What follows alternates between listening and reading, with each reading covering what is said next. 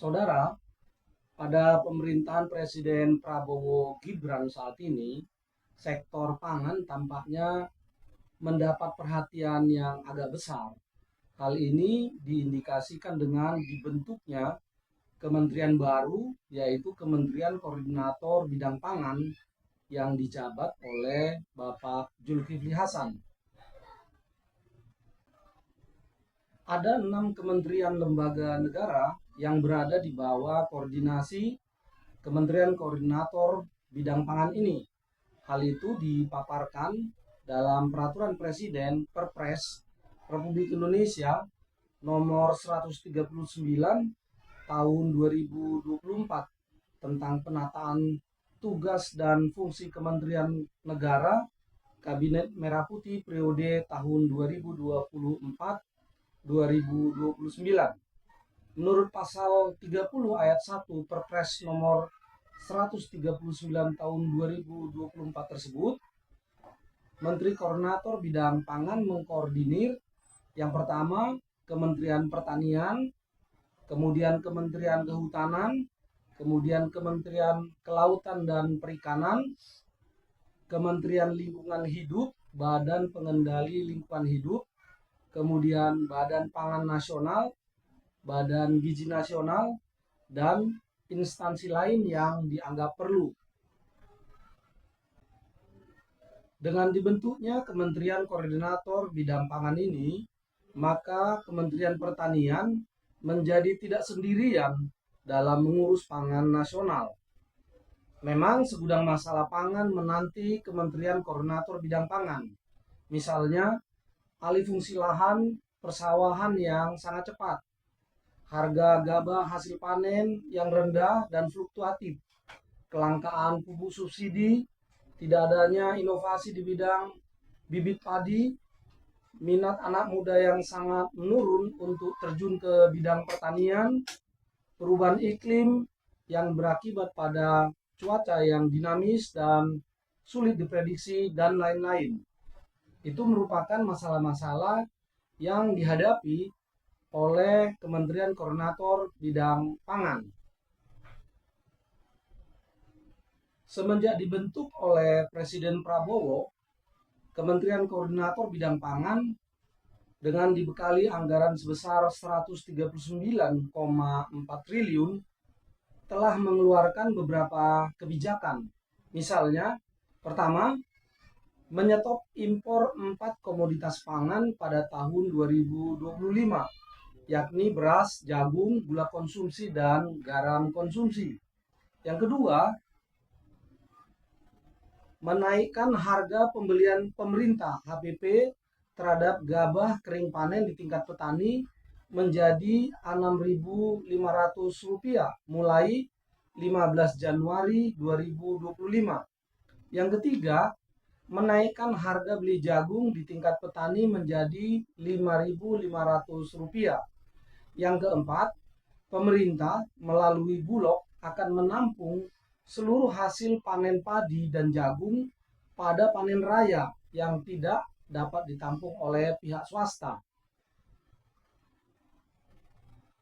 Kebijakan yang kelima, rantai penyaluran pupuk subsidi akan diperpendek untuk mempermudah dan mempercepat distribusi pupuk subsidi kepada petani.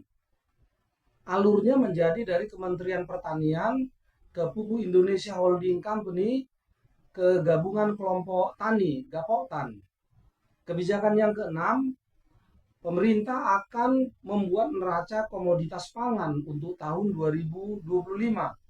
Kemudian kebijakan yang ketujuh, pemerintah akan melakukan transformasi kelembagaan Perum Bulog untuk memperkuat Bulog dalam membeli hasil panen petani. Kebijakan yang keenam, pemerintah akan membangun jaringan irigasi primer dan sekunder tambahan pada tahun 2025. Kemudian yang kesembilan, pemerintah akan mengoptimalisasikan dan memperbaiki sawah tada hujan yang tidak terawat dan tidak produktif. Saudara, penjelasan-penjelasan tadi adalah kebijakan-kebijakan yang diambil oleh Kementerian Koordinator Bidang Pangan dalam mewujudkan swasembada pangan tahun 2027 dan menjadikan Indonesia sebagai salah satu lumbung pangan dunia tahun 2029.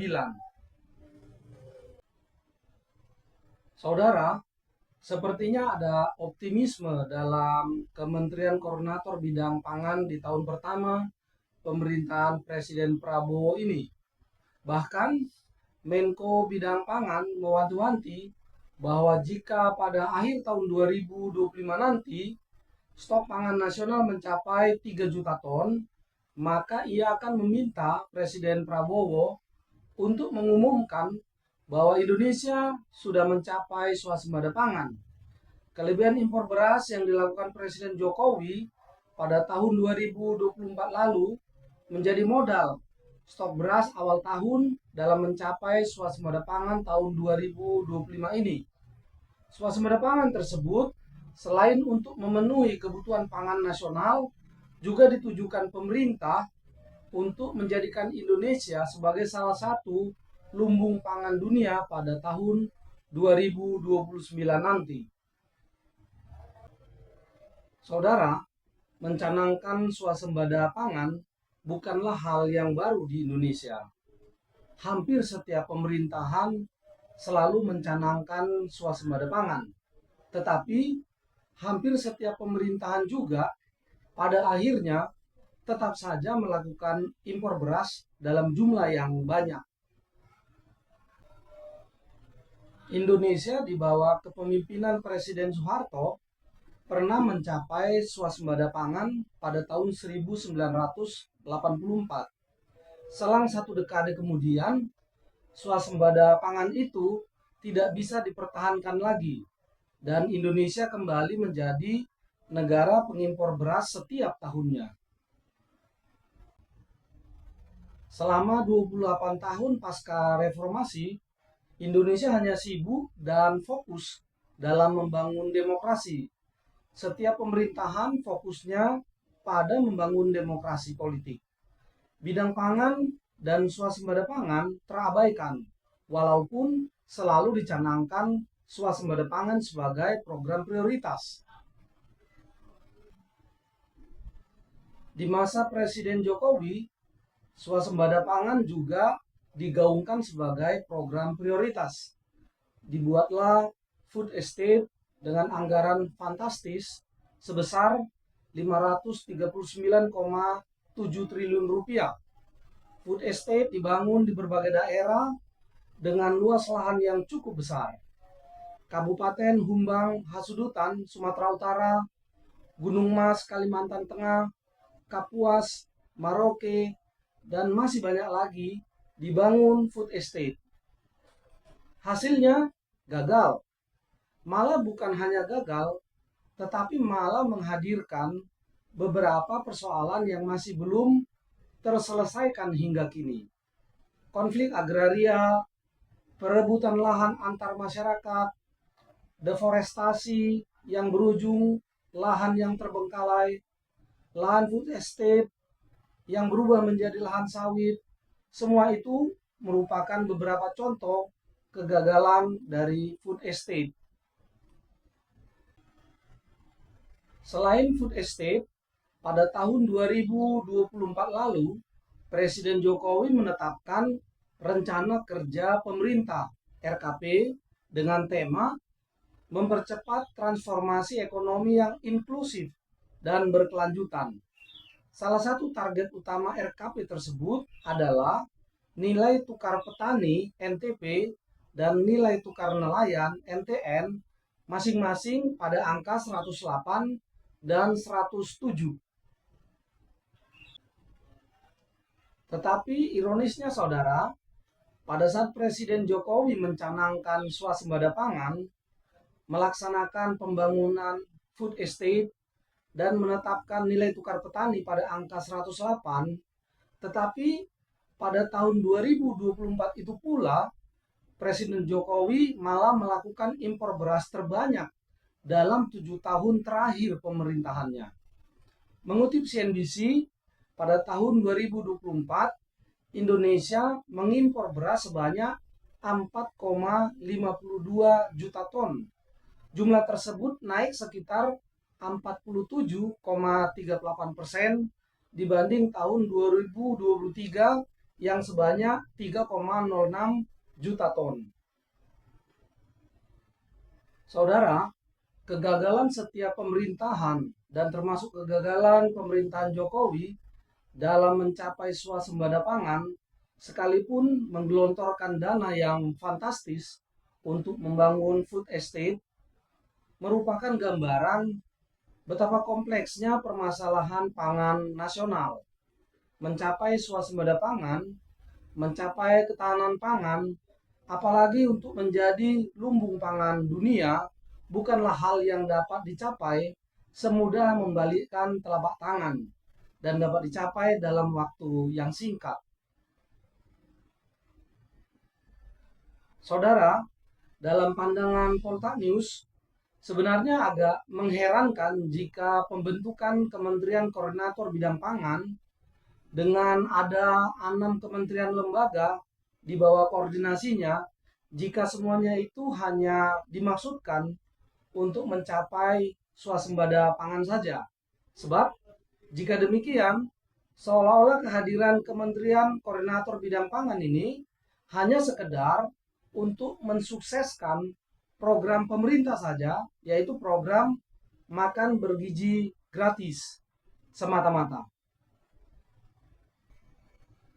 Poltak News berharap bahwa kehadiran Kementerian Koordinator Bidang Pangan hendaknya bertujuan lebih jauh dari itu, yaitu juga ditujukan untuk memperbaiki kesejahteraan petani yang berjumlah 27.802.434 orang itu berdasarkan data sensus pertanian tahun 2023. Oleh karena itu, dalam video ini, Poltak News ingin menyoroti apakah langkah-langkah dan kebijakan yang diambil oleh Kementerian Koordinator Bidang Pangan mengarah pada peningkatan kesejahteraan petani atau hanya sekedar ingin meningkatkan produksi pangan guna mensukseskan program makan bergizi gratis semata.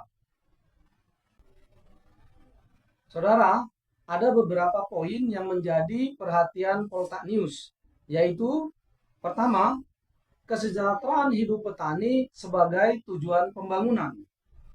Dalam pandangan Poltak News, swasembada pangan itu hanyalah dampak, hanyalah akibat, bukan sebuah sebab. Tujuan yang lebih penting dibandingkan dengan swasembada pangan adalah kesejahteraan petani itu sendiri. Jika petani sejahtera, Poltak News berpandangan bahwa swasembada pangan akan lebih mudah ataupun otomatis tercapai. Sebaliknya, jika kesejahteraan petani tidak ada, petani tetap hidup miskin, maka sekalipun tercapai swasembada pangan, maka swasembada pangan itu tidak akan berkesinambungan. Dalam waktu singkat, swasembada pangan itu akan sirna. Itulah salah satu penyebab mengapa swasembada pangan yang dicapai di zaman pemerintahan Soeharto tahun 1984 tidak dapat bertahan lama dan berkesinambungan. Sebab swasembada pangan itu tidak meningkatkan kesejahteraan petani itu sendiri. Poin yang kedua adalah perlu perubahan paradigma pemerintah. Peningkatan kesejahteraan petani tidak akan berhasil jika tidak ada keberpihakan pemerintah terhadap nasib petani sebagai produsen pangan. Keberpihakan itu bukan hanya kata-kata semata. Bukti paling mudah untuk menunjukkan keberpihakan pemerintah apakah berpihak kepada petani sebagai produsen ataukah berpihak kepada konsumen adalah dengan melihat nilai dari harga pembelian pemerintah HPP dan penetapan nilai tukar petani NTP. Segala narasi yang dibangun pemerintah untuk menyatakan keberpihakannya kepada petani sebagai produsen akan sulit untuk dipercaya jika harga pembelian pemerintah HPP tidak lebih tinggi dari biaya produksi yang dikeluarkan oleh petani. Sebab harga pembelian pemerintah HPP yang terlalu rendah, terutama pada masa panen raya, akan menyebabkan kerugian bagi petani sebagai produsen. Petani hanya dapat capeknya saja. Petani hanya kerja bakti saja. Dan ironinya, saudara, justru pemerintah sendiri yang sering menekan harga di tingkat konsumen, sehingga mengakibatkan biaya produksi yang dikeluarkan petani menjadi lebih besar dari harga jual gabah kering panen petani menjadi rugi. Sebagai contoh, pada tahun 2024, harga pembelian pemerintah HPP adalah Rp6.000. Ketika harga gabah kering panen naik menjadi Rp7.000 sampai Rp8.000 selama beberapa bulan, pemerintahan Jokowi langsung melakukan impor beras dalam jumlah besar untuk menurunkan harga. Hal ini mengindikasikan bahwa pemerintah lebih berpihak pada konsumen dibandingkan kepada produsen, yaitu petani itu sendiri. Untuk itu, Polteknis berpandangan, jika pemerintah sungguh-sungguh ingin meningkatkan kesejahteraan petani, maka perlu ada perubahan paradigma pada pemerintah untuk lebih berpihak pada produsen pangan, yaitu petani. Perubahan paradigma itu harus tercermin pada nilai dari harga pembelian pemerintah HPP yang ditetapkan dan nilai tukar petani NTP. Poin yang ketiga adalah subsidi pangan. Jika harga pembelian pemerintah HPP yang tinggi dikhawatirkan meningkatkan harga pembelian di tingkat konsumen, maka pemerintah hendaknya mencari cara untuk menurunkan biaya produksi yang dikeluarkan oleh petani. Misalnya, pemerintah memberikan subsidi pupuk dan benih dengan tepat sasaran dan dalam jumlah yang bisa membuat biaya produksi yang dikeluarkan oleh petani lebih rendah dibandingkan dengan harga jual gabah kering panen. Dengan demikian, pemerintah dapat mencapai dua tujuan sekaligus, yaitu pertama, meningkatkan kesejahteraan petani, dan kedua, menjaga kestabilan harga di tingkat konsumen. Petani hidup sejahtera, konsumen dapat membeli beras dengan harga yang terjangkau. Jadi, dengan cara ini, pemerintah tidak perlu mengorbankan salah satu pihak, baik produsen, yaitu petani, ataupun konsumen. Beberapa negara yang memberikan subsidi pangan yang besar semacam ini terhadap petaninya adalah Amerika, Cina, India, dan Belanda. Poin yang keempat, dan ini sangat penting, adalah margin Rp1.000 sampai Rp2.000. Polteknis berpandangan bahwa kunci untuk meningkatkan kesejahteraan petani adalah biaya produksi yang dikeluarkan petani harus lebih rendah dibandingkan dengan harga jual gabah kering panen. Artinya, harga adalah kunci utamanya. Selama prinsip ini tidak bisa dipenuhi oleh pemerintah, maka tidak mungkin ada peningkatan kesejahteraan petani. Pemerintah akan selalu terjebak untuk lebih berpihak pada konsumen. Lalu jika perubahan paradigma itu dilakukan, berapakah nilai ideal selisih antara biaya produksi yang dikeluarkan oleh petani dibanding dengan harga jual gabah kering panen? Mengingat ada faktor iklim dan serangan hama penyakit yang tidak terprediksi dalam produksi pangan, maka Polteknis berpandangan bahwa bidang produksi pangan merupakan bidang yang agak beresiko. Oleh karena itu, besar nilai selisih antara biaya produksi yang dikeluarkan petani dengan harga jual gabah kering panen harus sudah memperhitungkan hal yang tidak terprediksikan itu. Mengutip pendapat Profesor Dwi Andreas Santoso, Guru Besar Fakultas Pertanian IPB, pada tahun 2023, biaya produksi yang dikeluarkan oleh petani untuk menghasilkan 1 kg gabah kering panen adalah sekitar Rp5.667. Pada tahun 2024 tentu ada kenaikan biaya produksi. Di tahun 2024 ketika harga pembelian pemerintah Rp6.000 dan harga kering panen di tingkat petani Rp7.000 sampai Rp8.000, para petani mengatakan bahwa mereka sudah mendapatkan untung dan para petani merasa senang. Artinya, selisih nilai antara biaya produksi dan harga jual gabah kering panen yang menguntungkan petani dan dapat meningkatkan kesejahteraan petani adalah sekitar Rp1.000 sampai Rp2.000. Angka inilah yang seharusnya menjadi patokan bagi pemerintah dalam mengambil kebijakan. Jika pemerintah sungguh-sungguh ingin meningkatkan kesejahteraan petani dan sekaligus mencapai swasembada pangan secara kesinambungan, angka Rp1.000 sampai Rp2.000 margin ini hendaknya menjadi patokan pemerintah.